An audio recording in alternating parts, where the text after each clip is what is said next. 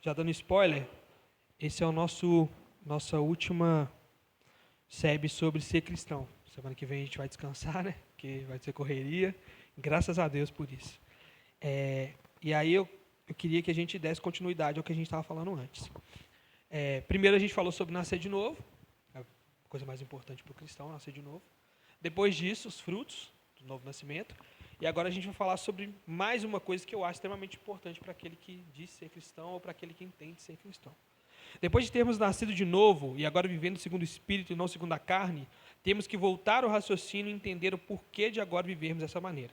O que nos gerou tudo isso foi Deus, em nome de seu Filho Jesus, através do poder do Espírito Santo. Mas isso não foi feito apenas para que vivêssemos bem, mas sim para que nos preparássemos para a vida eterna, a verdadeira vida. Isso é extremamente importante. Por quê? Muitas das vezes as pessoas acham que estar na igreja e viver uma vida cristã é só para a gente viver bem aqui. Vamos estar bem aqui, vamos ficar tranquilo, e aí quando Jesus voltar a gente sobe com ele. Se ele voltar, se der tempo, enfim. Só que a vinda de Cristo é extremamente importante para o cristão, ou deve ser extremamente importante para o cristão. A diferença de um cara que vive uma vida boa para um cristão é ansiar por aquilo que virá, o reino de Deus. Dito isso, duas palavras são extremamente importantes nesse processo: ansiar e anunciar. Primeiro a gente anseia por algo, depois a gente anuncia aquele algo que a gente anseia. Vocês já estão começando a entender um pouco do que eu vou falar, né? O cristão verdadeiro deve ansiar pelo dia em que a maior promessa de Jesus se cumprirá. E enquanto esse dia não chega, o cristão, tomado pela alegria das boas novas do Evangelho, anuncia as verdades de Cristo para que o maior número de pessoas saia das trevas para a luz. É isso que a igreja está esquecendo. O papel da igreja aqui é um papel social? Sim. É um papel de ajuda ao próximo? Sim. Mas é um papel de anúncio do reino de Deus. É o mais importante. Se a gente não conseguir levar comida para as pessoas e levarmos o reino de Deus, a gente está cumprindo o nosso papel. É bom que a gente leve a comida. É maravilhoso, porque é da igreja que vem a comida que não é pecado. Como a gente viu da última vez, as obras do ímpio são trapos de imundície. Então nós trazemos boas obras daquele que nos criou, e isso é maravilhoso. Mas e se isso a gente não conseguir fazer isso? E se a igreja não conseguir suprir as necessidades do bairro? Qual que é o papel da igreja? Ela se torna inútil? Não. A igreja não é uma instituição de caridade. Primeiro ela anuncia o reino, depois ela ajuda. Isso se resume na ideia dos apóstolos. Quando eles viram que estava tendo uma repartição estranha das viúvas e tudo mais, eles não pararam de anunciar o evangelho e falaram assim: não, peraí, nós temos que primeiro ajudar as viúvas, os órfãos, e depois pregar o evangelho. Não, nós vamos separar alguns homens, esses homens vão ficar incumbidos de ajudar as viúvas, e nós continuamos a pregação do evangelho. É o mais importante. Se aqui a gente não conseguir trazer um bom ambiente, se nós não conseguirmos, se não tiver água, não tiver uma comidinha no final ali, não tiver banheiro, mas tiver a palavra de Deus, nós estamos cumprindo o papel de igreja. Amém? E aí nós entramos num negócio que eu gosto muito, que chama a posse de Pascal. Vocês não devem saber o que significa, alguns já sabem, mas com certeza vocês já passaram por essa situação. Pascal foi um filósofo matemático católico que escreveu vários textos em defesa da fé. A chamada posse de Pascal tem como objetivo mostrar que ser crente em Deus é muito melhor do que ser um ateu. A aposta diz que, se como um ateu supõe, após morrermos permanecemos mortos, então nossas crenças teológicas não terão nenhum efeito sobre o nosso destino final. Mas se como o cristão supõe, após morrermos somos ressuscitados por Deus para encarar o seu julgamento, então nossas crenças teológicas afetam o nosso destino final. O que isso significa? A aposta de Pascal era um cara que ele dizia o seguinte: é muito melhor você crer em Deus do que não crer. Por quê? Se você não crê que Deus existe e Deus não existir, está tudo bem, vai todo mundo por nada. Pronto. Mas se você não crê que Deus existe e Ele existe, você vai para o inferno. Se eu, como cristão, creio que Deus existe e Deus não existir, fiquei no zero. Vivi uma vida normal e fiquei no zero. E se Ele existir, eu vou para a alegria eterna. Então, para Pascal é muito melhor ser cristão do que ser ateu. E isso faz sentido. Mas é uma porcaria. Vamos continuar. Portanto, Pascal conclui que um jogador esperto apostaria em Deus. Se Deus não existe, ele não perderia nada. Mas se Deus existe, ele terá ganhado o céu e evitado o inferno. Deu para entender? Muitos na igreja, mesmo sem saber o nome, vivem de acordo com essa prerrogativa. Mas isso está longe de ser a forma com que o cristão verdadeiro, obrigado, pastor, encara a realidade da vida em Cristo. Gente, eu já vi demais, eu já passei por isso. É melhor você ser crente do que você ser ateu. Está entendendo? Vou ficar aqui na igreja, vou viver minha vida de crente aqui. Se Deus não existir, eu fui uma boa pessoa. eu criei meus filhos no caminho certo, e foi tudo bem. Agora, se eu não creio em Jesus e ele existir, e aí fica aquela coisa, e faz sentido para a gente no primeiro momento, mas isso é terrível, gente. Isso é terrível, eu vou explicar por quê. A conversão bíblica genuína envolve mais do que uma crença intelectual na existência de Deus. Ela também envolve, na verdade, centra-se nisso, um relacionamento pessoal com Deus. Um relacionamento que, entre outras coisas, concede a devida honra a Deus. Se tivermos ao menos um vislumbre do que isso significa, então certamente precisaremos concluir que alguém que vem até Deus somente com base no tipo de raciocínio da aposta de Pascal está, na verdade, insultando a Deus. Aliás, é no mínimo muito duvidoso que tal pessoa tenha realmente se convertido. A conversão bíblica não é uma mera aposta na existência de Deus, apenas para estar a salvo no caso dele existir. Nem pode o pacto da graça ser reduzido a uma mera política de segurança contra o inferno. A conversão bíblica envolve arrependimento genuíno e fé, que envolve uma mudança espiritual radical. Se Deus não existe, nós estamos fazendo papel de trouxa. É isso que nós estamos fazendo. As pessoas têm que entender isso. Não, mas aí eu vivi uma vida tranquila. Não, você deixou de fazer as coisas que você gosta, as coisas que sua carne pede. Ah, não, mas tudo é muito ruim. É mentira, é mentira. Nós estamos vivendo uma mentira. Não, eu vou ficar aqui na igreja aqui, e se Deus não existir, está tudo bem. Não está nada bem. Deus, ele existe. E se você não crê nisso, se você não tem certeza disso, tenha, porque isso não é coisa de cristão. Um cristão tem que entender que Deus existe, e tudo que ele está fazendo é por uma recompensa maior, um galardão, aquilo que Jesus vai trazer. Eu sempre tive muita dificuldade com galardão, muita dificuldade. Porque eu falava assim, cara, mas nós já vai estar no céu, não está valendo.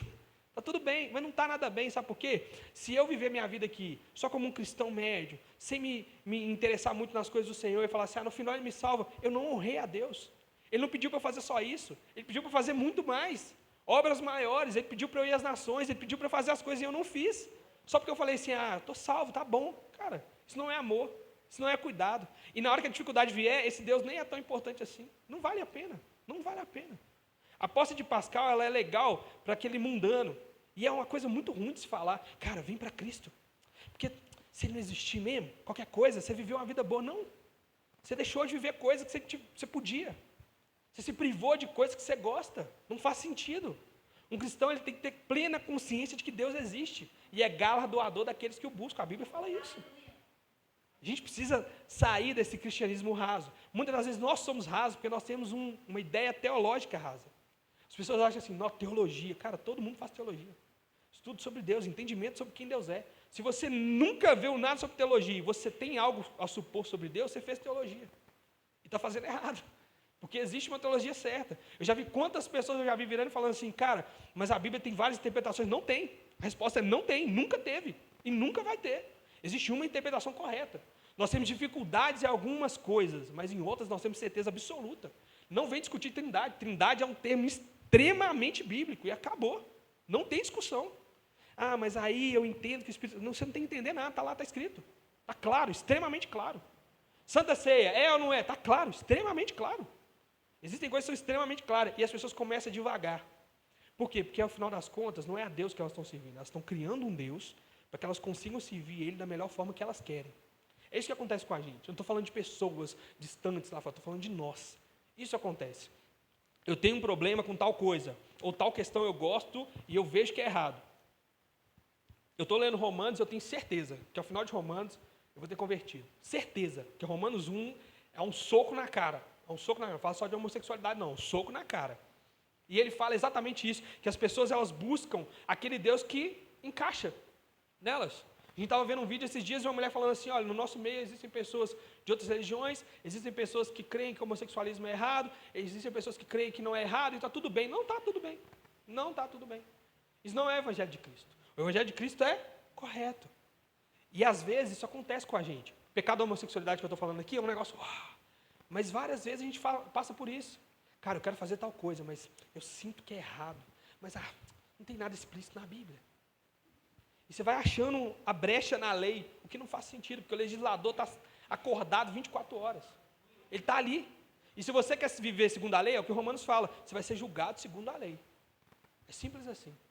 Não, é porque a lei ela não é tão clara nisso aqui. Ótimo, mas isso aqui ela é clara. Você está cumprindo? Não. Quem cai em uma vírgula da lei, cai nela toda. Quer viver diante da lei? Ótimo, então você vai ter que arcar com ela inteira.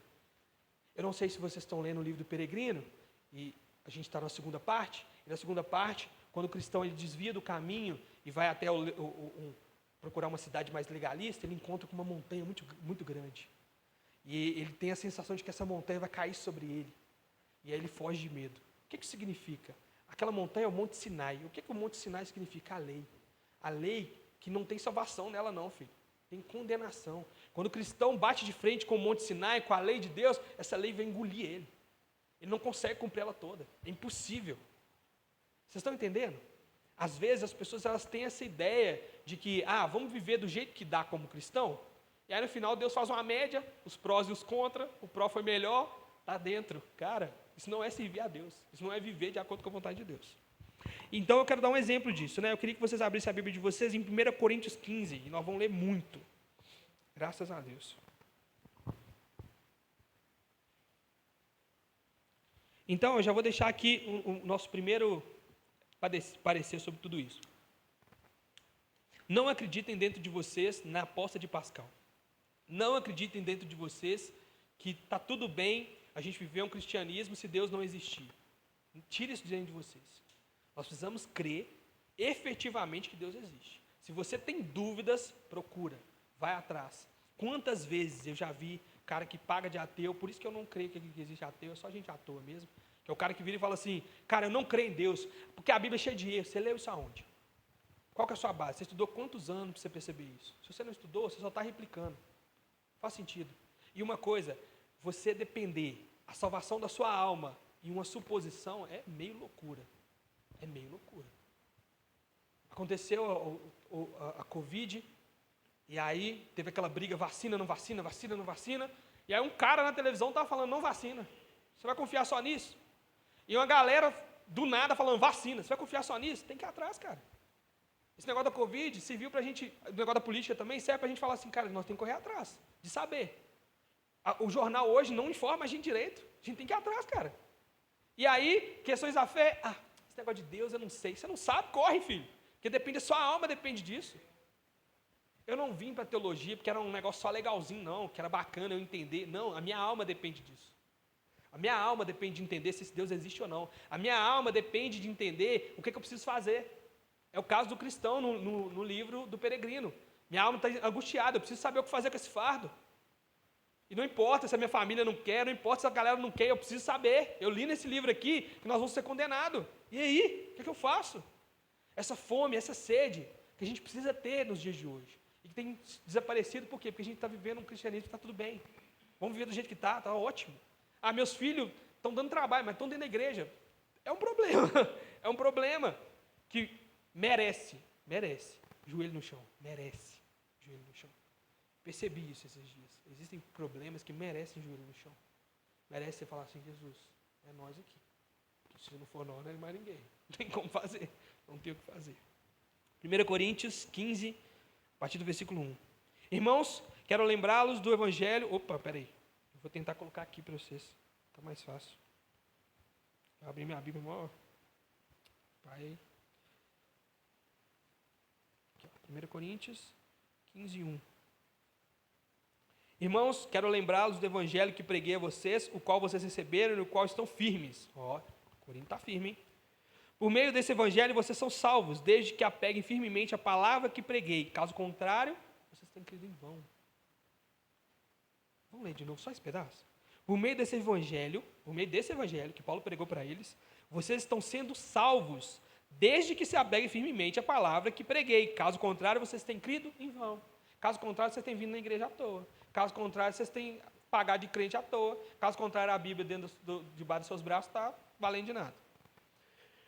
Pois o que primeiramente lhes transmiti foi o que recebi. Esse é o evangelho que Paulo transmitiu para eles, hein? Que Cristo morreu pelos nossos pecados, segundo as Escrituras. Foi sepultado e ressuscitou no terceiro dia, segundo as Escrituras. E apareceu a Pedro e depois aos 12. Depois disso, apareceu a mais de 500 irmãos de uma só vez, a maioria dos quais ainda vive, embora alguns já tenham morrido, né? Depois apareceu a Tiago e então a todos os apóstolos. Depois desses, apareceu também a mim, como a um que nasceu fora do tempo, pois sou o menor dos apóstolos e nem sequer mereço ser chamado apóstolo, porque persegui a igreja de Deus. Mas pela graça de Deus sou o que sou, e sua graça para comigo não foi inútil. Antes, trabalhei mais do que todos, contudo, não eu, mas a graça de Deus comigo. Portanto, quer tenha sido eu, quer tenha sido eles, é isso que pregamos e é nisso que vocês creram. É nisso. Ora, se está sendo pregado que Cristo ressuscitou dentre os mortos, como alguns de vocês estão dizendo que não existe ressurreição dentre os mortos? Se não há ressurreição dos mortos, nem Cristo ressuscitou. E se Cristo não ressuscitou, é inútil a nossa pregação, como também é inútil a fé que vocês têm. Mais que isso, seremos considerados falsas testemunhas de Deus, pois contra eles testemunhamos que ressuscitou a Cristo dentre os mortos. Mas se de fato os mortos não ressuscitam, ele também não ressuscitou a Cristo. Pois se os mortos não ressuscitam, nem mesmo Cristo ressuscitou. Eu estou repetindo, gente. E se Cristo não ressuscitou, inútil é a fé que vocês têm e ainda estão em seus pecados. Nesse caso também os que dormiram em Cristo estão perdidos. Se somente para essa vida que temos esperança em Cristo, somos de todos os homens os mais dignos de compaixão. Se você acha que viver o Evangelho só para viver uma vida boa aqui, você é o mais miserável de todos os homens. É simples. Está escrito. A gente não precisa basear só no achismo, não. Está escrito. As pessoas de Corinto estavam criando uma confusão, porque os mortos não ressuscitavam. É impossível ressuscitar morto. Primeiro, o que Jesus fez com Lázaro? Isso espalhou na época, a ponto dos fariseus falar, nós precisamos matar esse cara. Ele vai virar um forte candidato político aí. Nós temos que matar esse cara.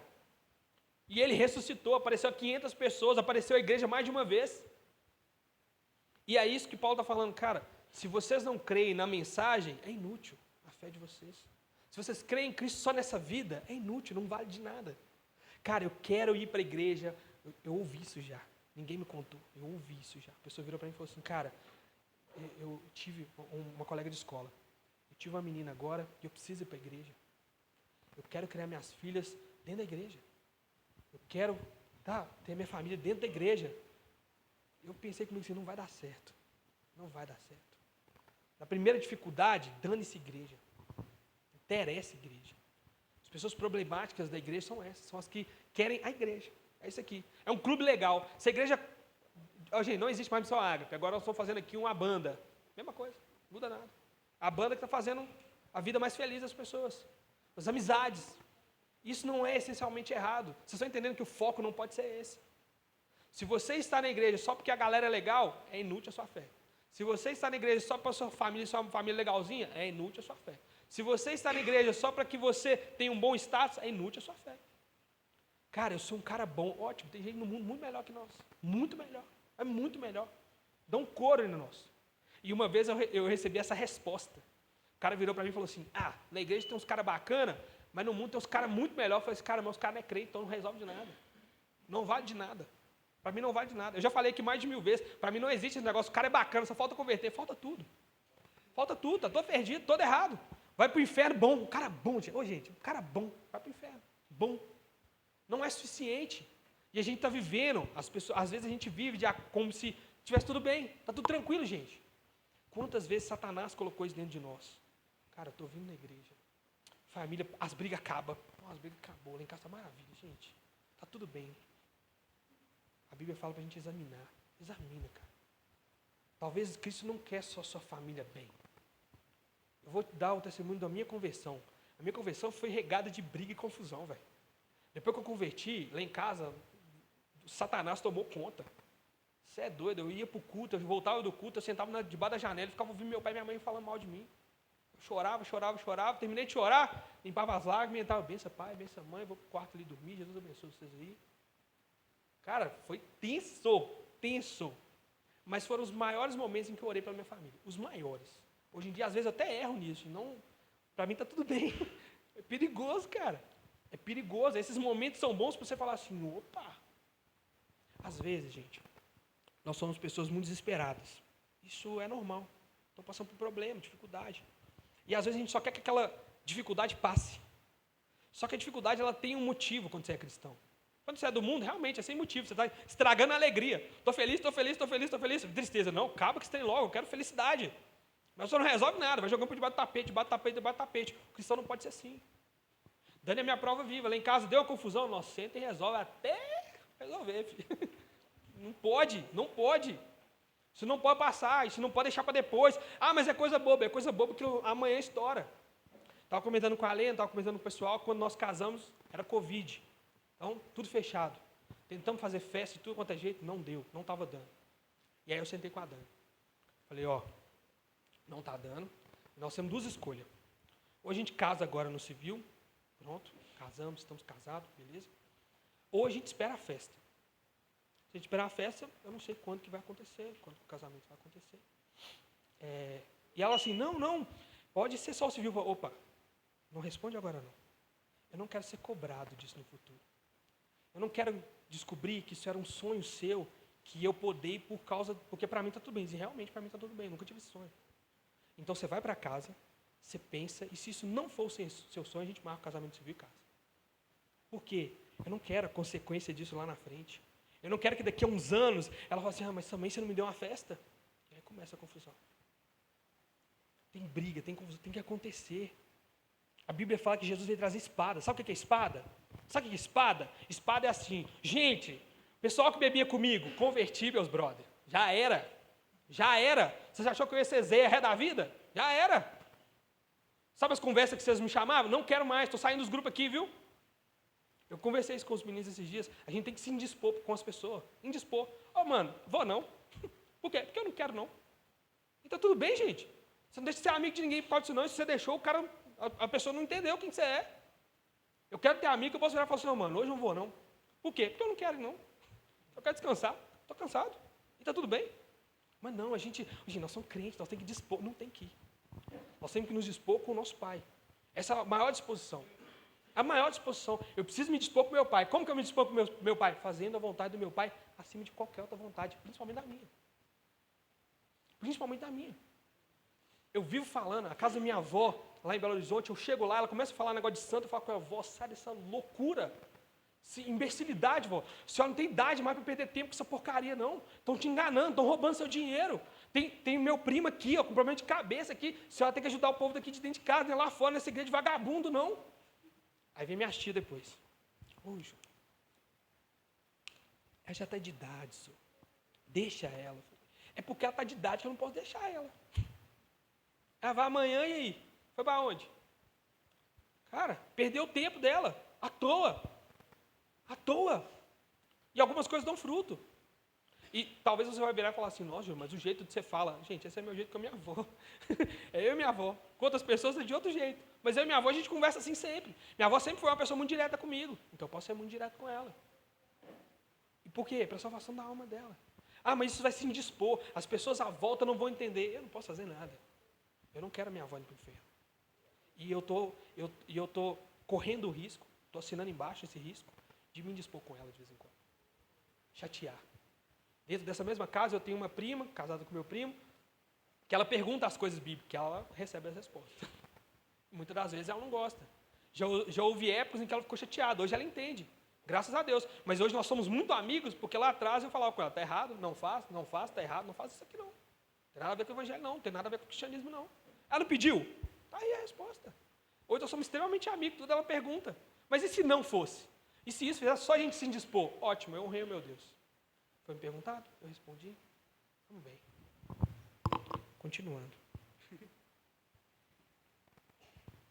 Alguns judeus estavam defendendo que os mortos não ressuscitariam.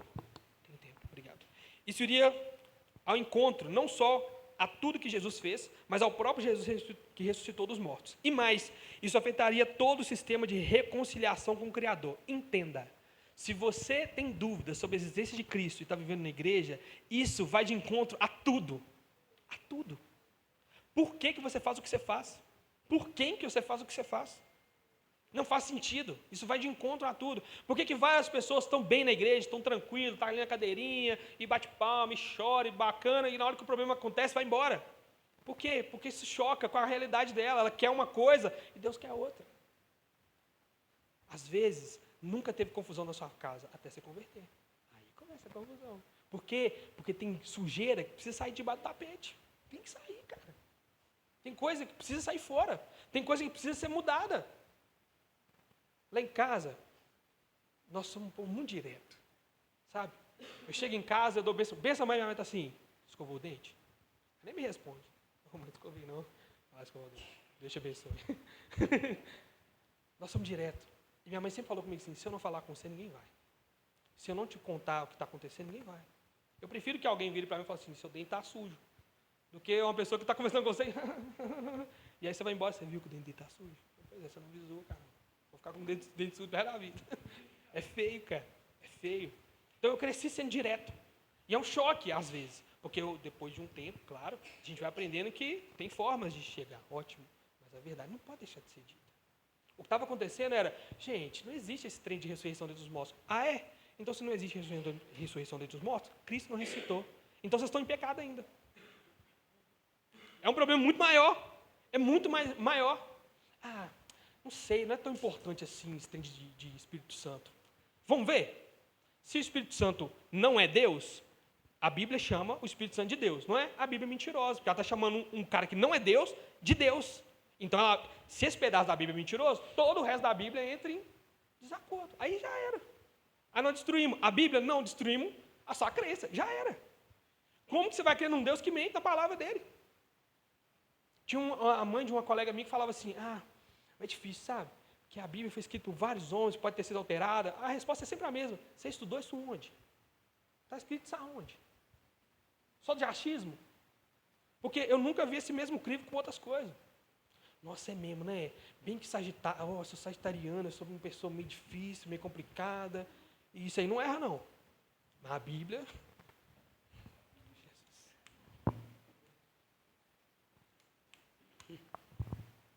Da mesma forma, se não ansiamos pela volta de Cristo, estamos negando uma parte importante da história e isso afeta diretamente a forma como adoramos a Deus. Se não aguardamos a vinda de Cristo, não precisamos zelar pelas suas verdades. Podemos deixar para depois, afinal não temos certeza se aquilo que foi predito é realmente real.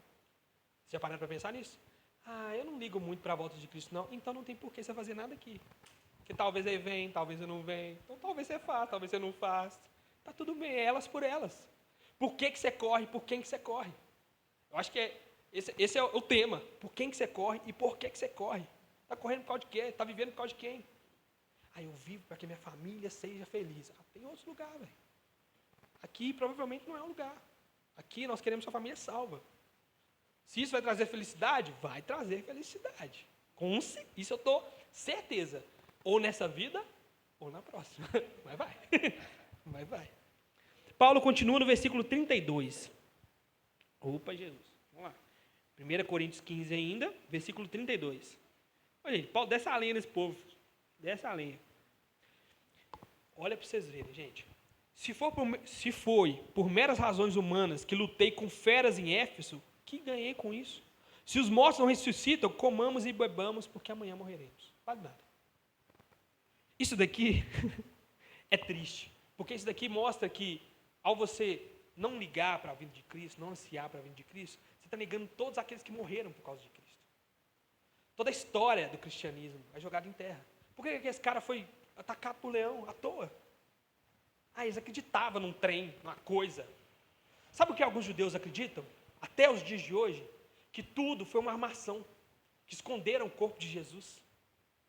E houve uma perseguição ferrenha atrás dos discípulos, porque eles estavam incitando as pessoas com o Jesus que eles tinham escondido. Esse Jesus que apareceu a 500. Como? 500 pessoas, o cara falava assim, velho, estou indo ali num trem ali, vai ter um negócio ali com os caras, crente. Chega lá, Jesus está lá. Aí bate o imperador. Você viu Jesus mesmo? Vi, velho. Pior que eu vi. Você viu mesmo? Você não está mentindo, não? Eu vi, só eu e 500. Eu e 500 mesmo. Eu vou matar os 500 se vocês falar mentira. Pode matar. Ninguém morre por um delírio. Foi uma das primeiras coisas que, ao começar a estudar, me veio à mente assim, que eu caí de joelho e chorei. Falei, Jesus, isso tem que ser real. Porque ninguém morre por loucura. Vamos criar agora o Papai Noel. Aí cria um Papai Noel. Aí chega a polícia aqui e fala assim, vocês não podem ficar falando de Papai Noel. Não, para. Nós inventamos um trem, nós vamos morrer por causa do trem. Bobeira. Eu falei uma besteira na internet, apaga aí. Lógico, apaga. Não quero ser preso por causa de besteira que eu falei. Agora é uma verdade, uma realidade, eu não posso mentir. Peraí, se eu negar Cristo aqui na terra, ele vai me negar no céu, e você está falando que vai me mandar para o céu? Bora. Está valendo demais, estou no lucro. O viver é Cristo e o morrer é lucro. Você quer ver uma coisa que sempre me chamou muita atenção? Eu estou contando quase demais, mas tá. Muita atenção. É que as pessoas falam assim, cara, a gente tem que ser parecido com Cristo. E eu não cheguei lá ainda. A gente tem que ser parecido com Paulo. Eu não cheguei lá ainda. Você está querendo chegar? Eu nunca vi ninguém querendo chegar. Falar que não consegue é um trem, mas não chegar, não querer chegar é outra coisa. Até chegarmos à estatura do varão perfeito. É isso que Paulo escreve. Então, existe um caminho a ser seguido. Se a gente não está percorrendo o caminho, a gente está só desistindo porque é difícil demais, ou estão seguindo a quem? De novo, você corre por quem? Você corre para quem? Não faz sentido, cara. Não faz sentido. E isso, de novo, vai te indispor com a galera, principalmente dentro da sua casa. É a primeira coisa que rola. É a primeira. Gente, experiência própria, é a primeira. É a primeira coisa. Não, mas você está ficando doido. Não, nossa, você está bitolado demais com a igreja. Você está bitolado com futebol. Por que eu não posso ser bitolado com a igreja? Você está bitolado com churrasco. Vocês vivem falando palavrão. Por que eu não posso? Eu me disponho com a minha família o tempo todo, gente. Vai ter uma festa, vamos, gente, tem cu, dá não, velho. Você é doido? Vou passar aí. Passa aí, dou benção, todo mundo vai embora. Nós, os meninos nem ficam, né? Nós nem fica. Ficar ouvindo besteira sua, vocês falam azada. E vamos ser sinceros aqui, esse povo é medroso. Eles não falam nada com você, não, é só nas costas. Alexandre nem vem nos treinos. Fala para o Alexandre, vai lá. Vai tomar na cara. Nossa, você nem vai, eu te chamo no culto, você também não vai aí. 0-0 nós, fechou nós, tá valendo. Vamos lá, 2 Coríntios 11, a partir do versículo 23 até o 27. São eles servos de Cristo? Estou fora de mim para falar. Tá certo? Tá certo. Dessa forma, eu ainda mais. Trabalhei muito mais. Olha o que Paulo fez. Fui encarcerado mais vezes, fui açoitado mais severamente e exposto à morte repetidas vezes. 5 vezes recebi dos judeus 39 açoites. 3 vezes fui golpeado com varas, 1 vez apedrejado, 3 vezes sofri naufrágio, passei uma noite e um dia exposto à fúria do mar, estive continuamente viajando de uma parte a outra, enfrentei perigos no rio, perigos de assaltantes, perigos dos meus compatriotas, perigos dos gentios, perigos da cidade, perigos no deserto, perigos no mar, perigos dos falsos irmãos. Trabalhei arduamente, muitas vezes fiquei sem dormir, passei fome, sede, muitas vezes fiquei em jejum, suportei frio e nudez, à toa, porque Jesus não existe. Porque Deus é um delírio. É sério? É sério. E daí se segue outro problema com a aposta de Pascal, que são os mártires e todos aqueles que foram perseguidos por causa do Evangelho. É um problema. Se Cristo não existe, esse povo é só maluco. Esse povo deu a vida à toa. É isso que você está falando. Quando você fala assim, não vou andar com esse povo de crente. Se der certo, eu converto. Se não der certo,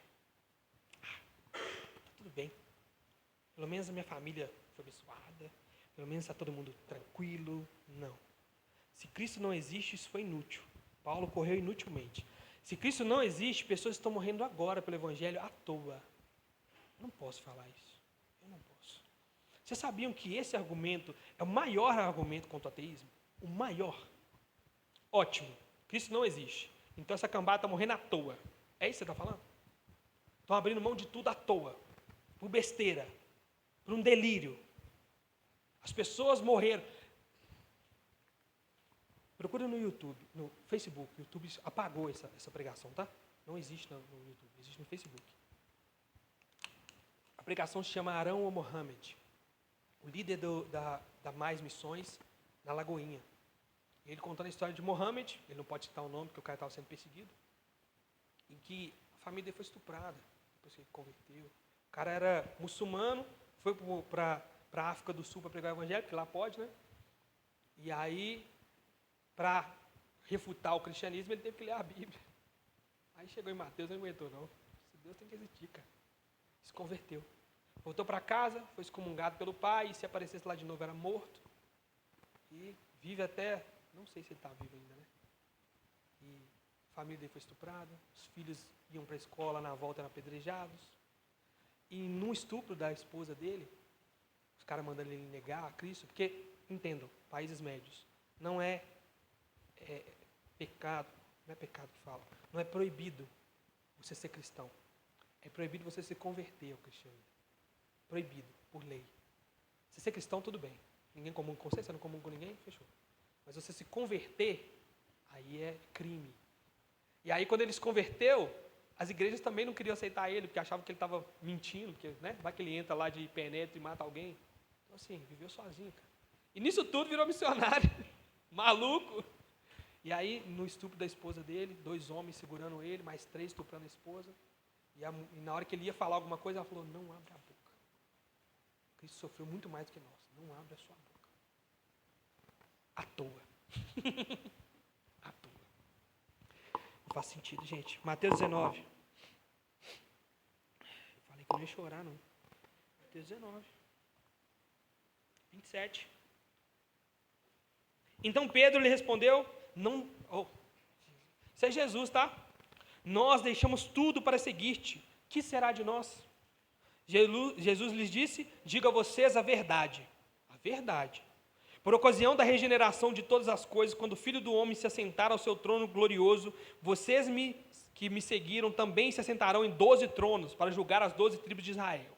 E todos os que tiverem deixado casas, irmãs, pai, mãe, filho ou campos, por minha causa, receberão 100 vezes mais e herdarão a vida eterna. Aqui percebemos também que crer na aposta de Pascal é fazer de Jesus um mentiroso. Eu já falei disso aqui, trilema de Lewis. Ou Jesus é doido, ou ele é mentiroso, ou ele é quem diz que ele é.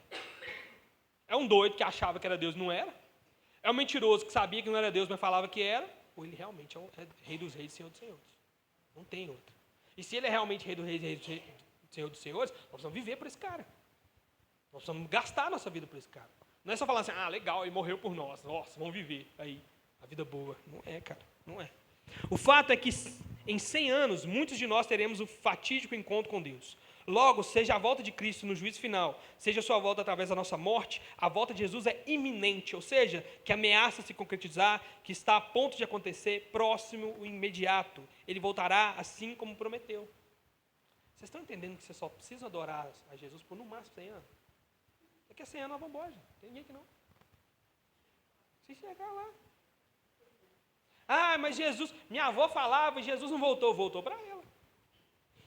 Voltou para muitos dos amigos dela. Tem voltado para muitos jovens. Tem voltado para muitos jovens. Você vai se encontrar com Cristo no juízo. Eu lembro quando Stephen Hawking morreu. Stephen Hawking era um cientista que negava a Deus. E aí, aquele burburinho, quando ele morreu na internet, e aí foi para o inferno, foi para o céu, foi para o inferno, foi para o céu. E aí o Iago Martins tweetou assim, Stephen Hawking encontrou a verdade de fato. Ou seja, eu não sei para onde ele foi, mas quando ele morreu, ele bateu de frente com o Rei dos Reis e Senhor dos Senhores. É isso. É isso. Não tem fuga. Não tem para onde ir. E imagina, você se encontrar com Deus e falar assim, eu não te busquei, que eu tinha 3 filhos, né? É difícil. Eu não dediquei minha vida assim, porque você sabe que é complicado. Você sabe que no meu serviço, meus amigos... Não... Cara, sabe o que eu penso? Gente, eu não vou terminar a aula. Sabe o que eu penso? De verdade, eu penso nesses caras que negaram a Cristo no inferno, falando assim, Jesus, por quê? Por quê? Mas por quê? Por quê? Por que eu perdi 40 anos da minha vida com nada? Nada.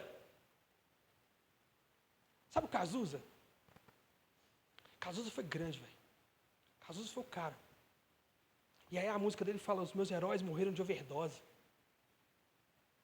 Imagina, esses heróis, grandes homens, pessoas bem vistas, se encontrando com o Rei dos Reis, falando assim, a vida não foi nada. Elvis Presley, de frente com Deus. De novo, eu não sei para onde eles foram.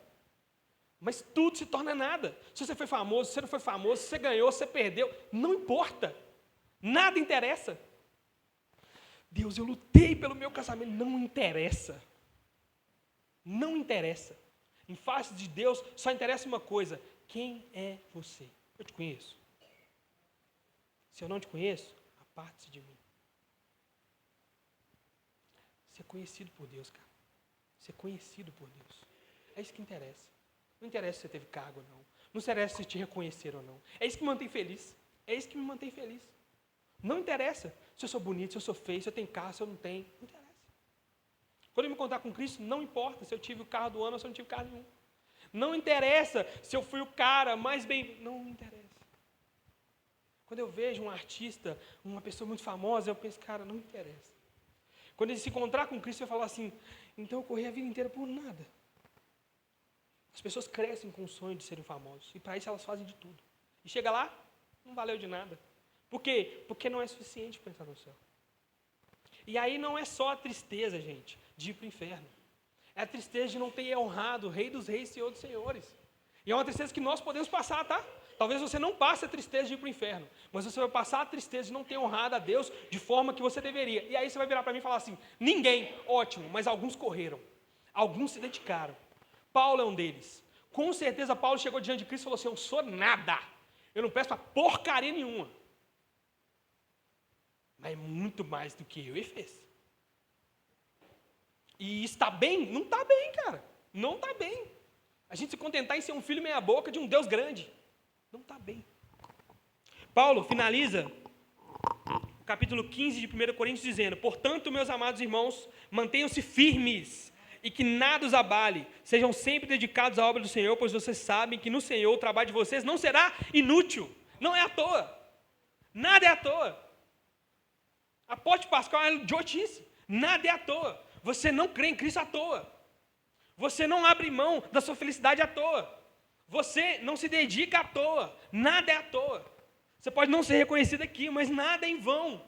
Ele não vai deixar barato. Se nós não correspondemos ao que as pessoas fazem, Ele corresponde. Maravilhosamente. Muito mais do que nós. Quantas vezes eu já vivia abatido porque as pessoas não me compreendiam? Quantas vezes? Quantas vezes eu virei e falei assim, cara, mas que isso? Ninguém me ama, ninguém liga para mim, as pessoas são tudo falsas. Eu parei com isso é idiotice. As pessoas também têm problemas, as pessoas também têm dificuldades, as pessoas também passam por situações. Quantas vezes eu não fui um bom amigo para as pessoas e eu nem percebi? Isso é injusto com os outros. Eu vou ser recompensado pelo Rei dos Reis, Senhor do Senhor, já basta. Está valendo demais. Nossa, mas eu me dedico para a obra. Gente, Dani e eu, nós estamos passando um sofrimento por causa disso. É uma tristeza. A gente busca, a gente vai atrás, a gente corre, e no final, ninguém liga. Não ninguém, né? Me perdoe. Mas muitos não ligam, muitos pisam. Não importa. Não importa. O galardão é dele, a resposta é dele. Se a gente está agradando a ele, está valendo.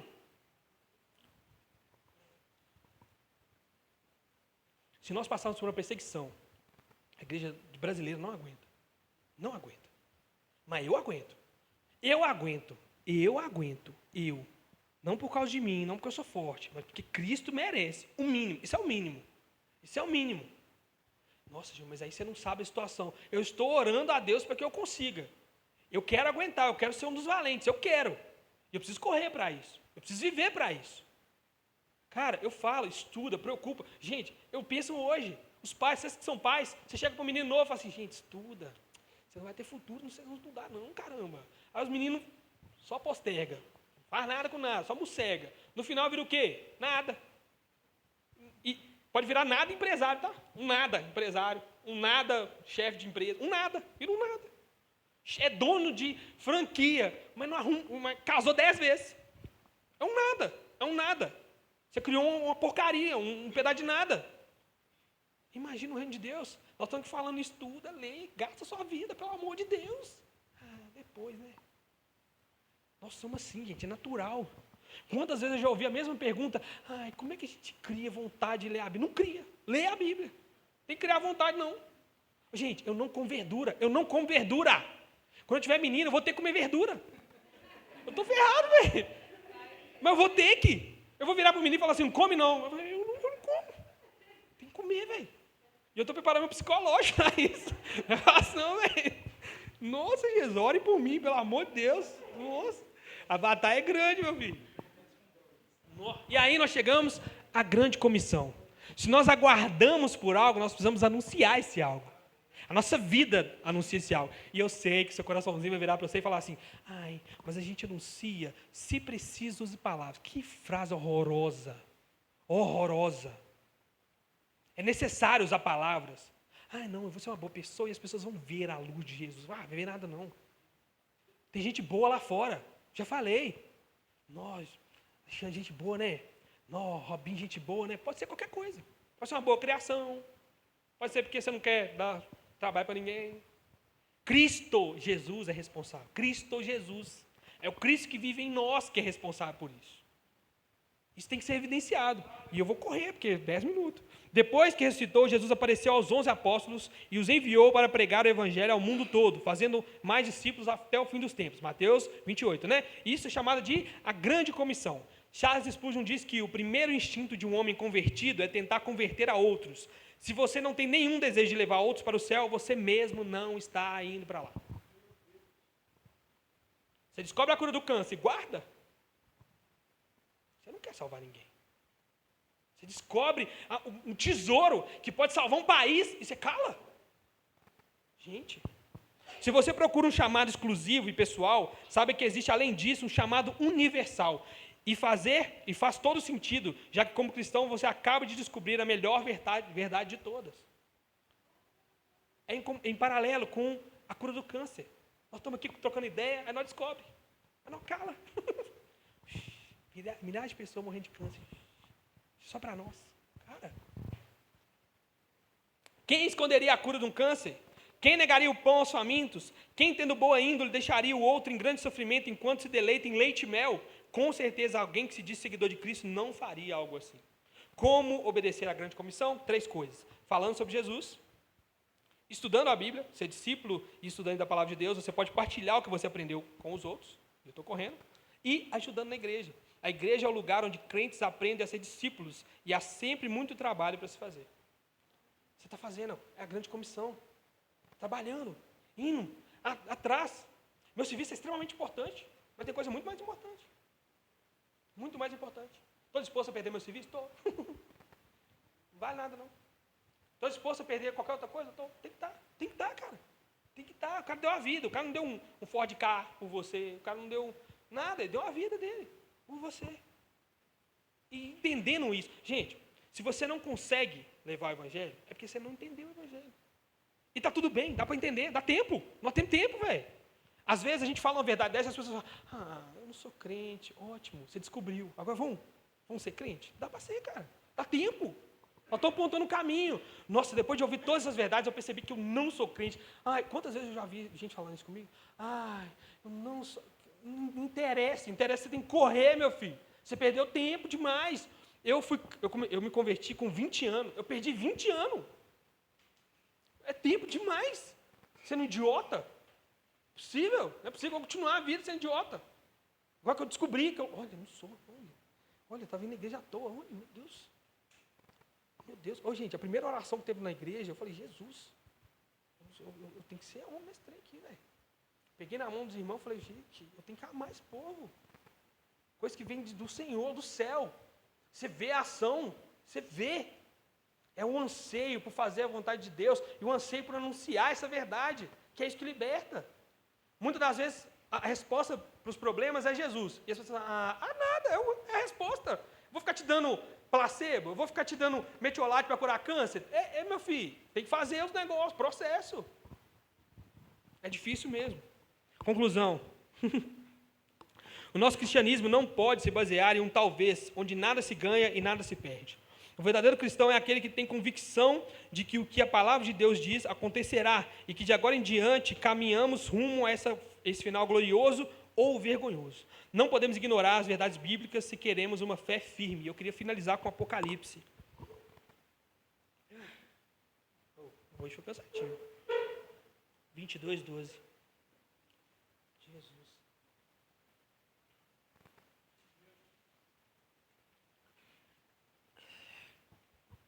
Eis que venho em breve.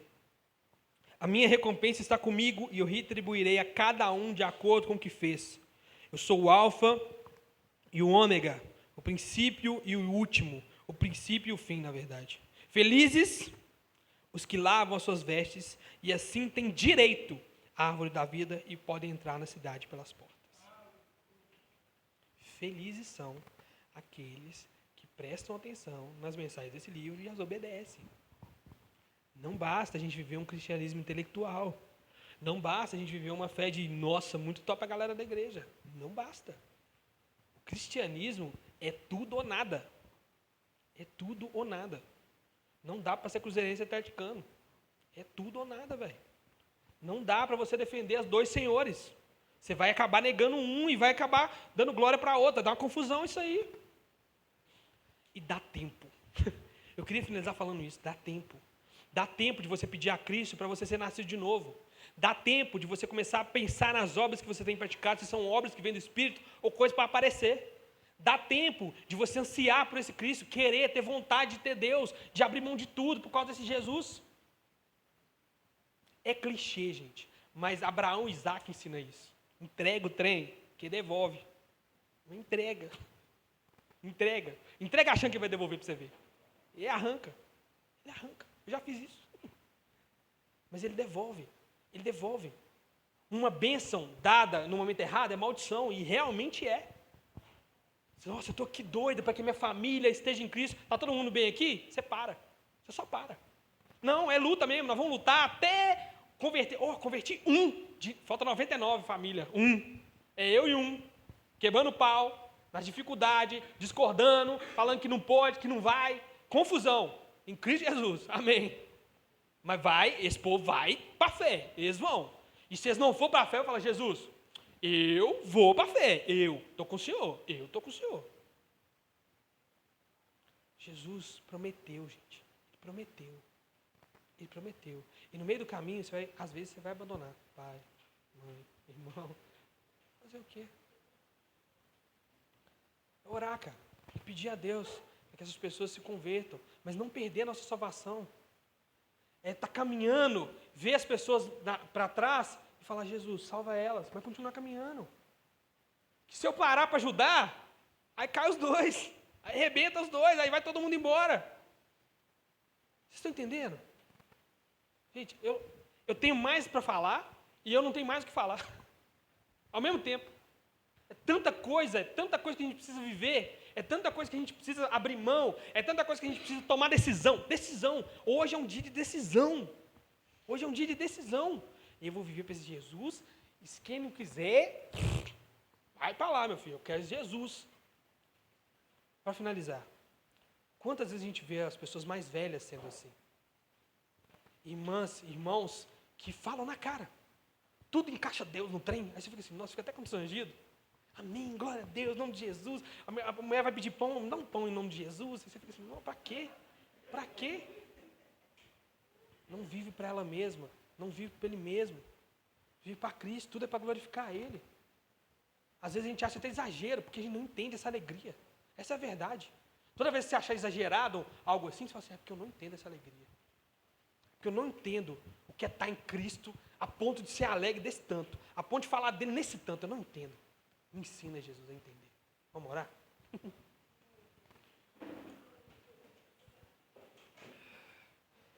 Hoje o café vai ter que ser rápido, viu? Eu peço desculpa. Café, maravilha.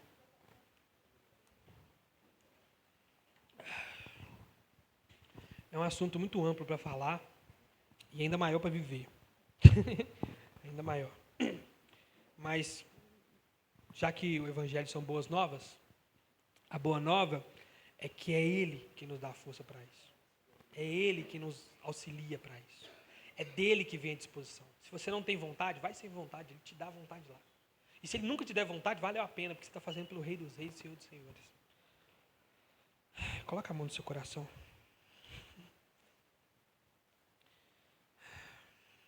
Meu Deus. Eu acho que não tem muito para falar, Deus. Eu só queria pedir para o Senhor que toque nos corações essa noite. Não só daqueles que estão aqui, mas daqueles que vão participar do culto. Daqueles que estão pensando nesse exato momento em ficar em casa. Daqueles que estão entristecidos com a fé, Deus. O Senhor nunca nos deu motivo para nos entristecer.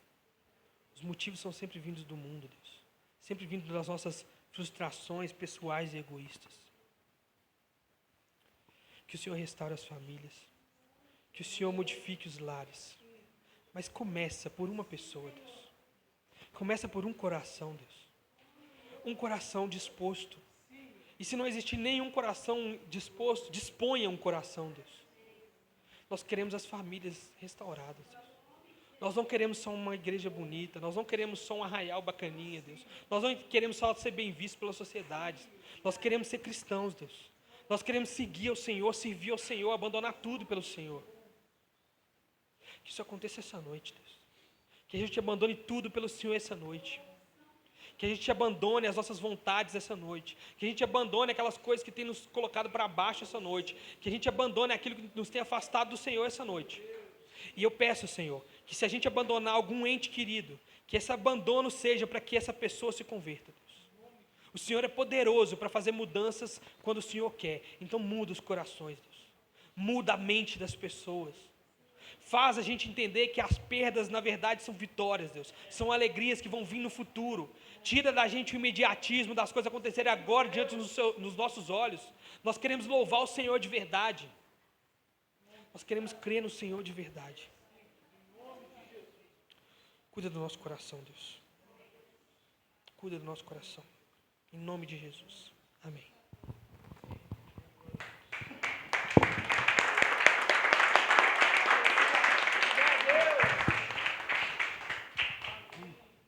Tem café.